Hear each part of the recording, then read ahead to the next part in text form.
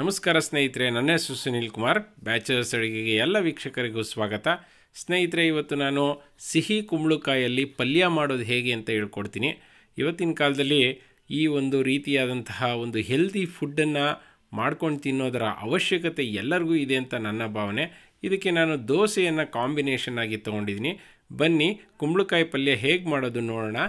ಮೊದಲನೇದಾಗಿ ನಾನು ಇಲ್ಲಿ ಒಂದು ಕಡಾಯಿ ಇಟ್ಕೊಂಡಿದ್ದೀನಿ. ಕಡಾಯಿಗೆ 3 ಟೇಬಲ್ ಸ್ಪೂನಷ್ಟು ಎಣ್ಣೆ ಹಾಕೊಳ್ಳೋಣ. ಎಣ್ಣೆ ಕಾದಿದೆ. ಎಣ್ಣೆ ಕಾದ ನಂತರ 1/4 ಟೀ ಸ್ಪೂನ್ ಅಷ್ಟು ನಾನು ಸಾಸಿವೆ ಹಾಕೊಳ್ತಾ ಇದ್ದೀನಿ. ಸಾಸಿವೆ ಚಿಟಪಟ ಅಂತ ಇದ್ದಾಗೇನೆ 4 ಮೆಣಸಿನಕಾಯಿ ಕಟ್ ಮಾಡಿ ಇಟ್ಕೊಂಡಿದ್ದೀನಿ, ಅದನ್ನ ಹಾಕೊಳ್ತಾ ಇದ್ದೀನಿ. 2 ಕಡ್ಡಿ ಕರಿಬೇವು ಹಾಕೊಳ್ತಾ ಇದ್ದೀನಿ. 2 ಟೀ ಸ್ಪೂನ್ ಅಷ್ಟು ಕಡಲೆಬೇಳೆ ಎತ್ಕೊಂಡಿದ್ದೀನಿ, ಅದನ್ನು ಹಾಕೊಳ್ತಾ ಇದ್ದೀನಿ. ನಂತರ 3 ಈರುಳ್ಳಿಯನ್ನ ಕಟ್ ಮಾಡಿ ಇಟ್ಕೊಂಡಿದ್ದೀನಿ, ಅದನ್ನ ಹಾಕೊಳ್ತಾ ಇದ್ದೀನಿ. ಈರುಳ್ಳಿ ಚೆನ್ನಾಗಿ ಫ್ರೈ ಆಗಲಿ. ಈಗ ಈರುಳ್ಳಿ ಫ್ರೈ ಆಗಿದೆ. ಇದಕ್ಕೆ 3/4 kg ಅಷ್ಟು ಕುಂಬಳಕಾಯಿನ ಕ್ಲೀನಾಗಿ ಸಣ್ಣ ಸಣ್ಣದಾಗಿ ಕಟ್ ಮಾಡಿ ಇಟ್ಕೊಂಡಿದ್ದೀನಿ. ಇದನ್ನ ಹಾಕೋಣ. ಇದು ಸಿಹಿ ಕುಂಬಳಕಾಯಿ, ಹಾಗಾಗಿ ಸಿಪ್ಪೆ ಹೊರದಿಲ್ಲ. ನಂತರ ನಿಮ್ಗೆ ರುಚಿಗೆ ಎಷ್ಟು ಬೇಕೋ ಅಷ್ಟು ಕಲ್ಲುಪ್ಪನ್ನ ಹಾಕೊಳ್ಳಿ. ಇದನ್ನ ಕ್ಲೀನಾಗಿ ಮಿಕ್ಸ್ ಮಾಡ್ಕೊಳ್ಳಿ. ಇನ್ನು ಲಾಸ್ಟ್ ರೆಸಿಪಿ ವಿಚಾರ ಹೇಳೋದಾದ್ರೆ, ಲಾಸ್ಟ್ ರೆಸಿಪಿಯಲ್ಲಿ ನನಗೆ ಸುಕ್ಷಿತಾ ಗೌಡ ಅವರು ಮೊದಲನೇ ಒಂದು ಕಾಮೆಂಟನ್ನು ಹಾಕಿದ್ದಾರೆ. 2ನೇ ಕಾಮೆಂಟು ಸ್ಟೆಫಿ ಇಸ್ತಾರಾರ್ ಅವರು, ಹಾಗೆ ಅವರೇ ಮೊದಲನೇ ಆನ್ಸರ್ನ ಕೊಟ್ಟಿದ್ದಾರೆ, ಸ್ಟೆಫಿ ಇಸ್ತಾರಾರ್ ಅವರು.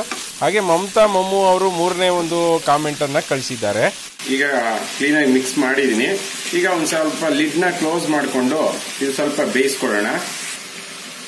ಇದನ್ನ ಆಗಾಗ ನೀವು ತೆಗೆದು ಸ್ವಲ್ಪ ಈ ರೀತಿಯಲ್ಲಿ ಮಿಕ್ಸ್ ಮಾಡ್ಕೊಳ್ತಾ ಇರಬೇಕು. ಯಾಕೆಂದ್ರೆ ಒಂದೇ ಕಡೆ ಬೆಂದ್ರೆ ಸೀದೋಗುತ್ತೆ, ಒಂದೊಂದ್ ಕಡೆ ಬೇಯೋದಿಲ್ಲ, ಆಗಾಗುತ್ತೆ. ಹಾಗಾಗಿ ಆಗಾಗ ತೆಗೆದು ಇದನ್ನ ಈ ರೀತಿಯಲ್ಲಿ ತಿರುಗಿಸ್ಕೊಳ್ತಾ ಇರಬೇಕು. ಈ ನೀರಿನ ಅಂಶ ಎಲ್ಲಾನು ಹೋಗ್ಬೇಕು. ಇದು ಇಷ್ಟೊಂದು ಕಾಣಿಸ್ತಾ ಇದೆಯಲ್ಲ, ಇದು ನಿಧಾನಕ್ಕೆ ಕಡಿಮೆ ಆಗ್ತಾ ಹೋಗುತ್ತೆ ಬೆಂದಂಗೆಲ್ಲ. ನಾನಿಲ್ಲಿ ಅವಾಗವಾಗ ಲಿಡ್ಡನ್ನು ತೆಗೆದು ಹೀಗೆ ತಿರುಗಿಸ್ಕೊಂಡು ಮತ್ತೆ ಲಿಡ್ ಹಾಕ್ತಾ ಇದ್ದೀನಿ. ಸಂಪೂರ್ಣವಾಗಿ ಬೇಯೋವರೆಗೂ ಅದೇ ಥರ ಮಾಡ್ಕೊಳ್ತೀನಿ. ಲಾಸ್ಟ್ ಒಂದು ವಿಡಿಯೋದ ಕಾಮೆಂಟ್ ನೋಡೋದಾದರೆ ನಂದಿ ವಿಹಾರ್ ಅವ್ರದ್ದು ನನಗೆ ಕಾಮೆಂಟ್ ತುಂಬಾ ಇಷ್ಟ ಆಯಿತು. ಅಣ್ಣ, ನೀವು ಸ್ವಲ್ಪ ಪಚ್ಚೆ ಕರ್ಪೂರ ಹಾಕ್ಬಿಟ್ಟಿದ್ರಂತೂ ಇನ್ನೂ ರುಚಿಯಾಗಿ ದೇವಸ್ಥಾನದ ಪ್ರಸಾದ ಥರ ಇರ್ತಿತ್ತು ಅಂತ ಕಾಮೆಂಟ್ನ ಕಳಿಸಿದ್ದಾರೆ. ತುಂಬ ಸಂತೋಷ. ಕಾಮೆಂಟ್ ಮಾಡಿದಂತಹ ಹಾಗೆ ನನ್ನ ಒಂದು ವಿಡಿಯೋಗೆ ಲೈಕ್ ಬಟನ್ ಅಂತಂತಹ ಎಲ್ಲರಿಗೂ ಕೂಡ ನನ್ನ ನಮಸ್ಕಾರಗಳು. ನೋಡಿದ್ರಲ್ಲ, ಮಾಡಬೇಕಾದ್ರೆ ಫುಲ್ಲು ತುಂಬಾ ಇತ್ತು. ಇವಾಗ ನೋಡಿ ಕಾಲು ಭಾಗ ಕೊಟ್ಟೋಗಿದೆ. ಈಗ ಕೊನೆಯಲ್ಲಿ ಬೆಂದಿದೆ. ಈಗ ಎಲ್ಲಾನು ಈಗ ಕೊನೆಯಲ್ಲಿ 2 ಟೇಬಲ್ ಸ್ಪೂನ್ ಅಷ್ಟು ತೆಂಗಿನಕಾಯಿ ತುರಿಯನ್ನು ಹಾಕೊಳ್ತೀನಿ. ನಂತರ 4 ಕಡ್ಡಿ ಕೊತ್ತಂಬರಿ ಸೊಪ್ಪನ್ನ ಕಟ್ ಮಾಡಿ ಹಾಕೊಳ್ತಾ ಇದ್ದೀನಿ. ಇದನ್ನ ಕ್ಲೀನಾಗಿ ಮಿಕ್ಸ್ ಮಾಡ್ಬಿಟ್ಟು ಸರ್ವ್ ಮಾಡ್ಕೊಳ್ಳೋಣ. ಬನ್ನಿ, ಎಲ್ಲ ಕ್ಲೀನಾಗಿ ಮಿಕ್ಸ್ ಆದ್ಮೇಲೆ ಸರ್ವ್ ಮಾಡ್ಕೊಳ್ಳೋಣ. ಹೇಗಿರುತ್ತೆ ಅಂತ ನೋಡೋಣ. ಬನ್ನಿ,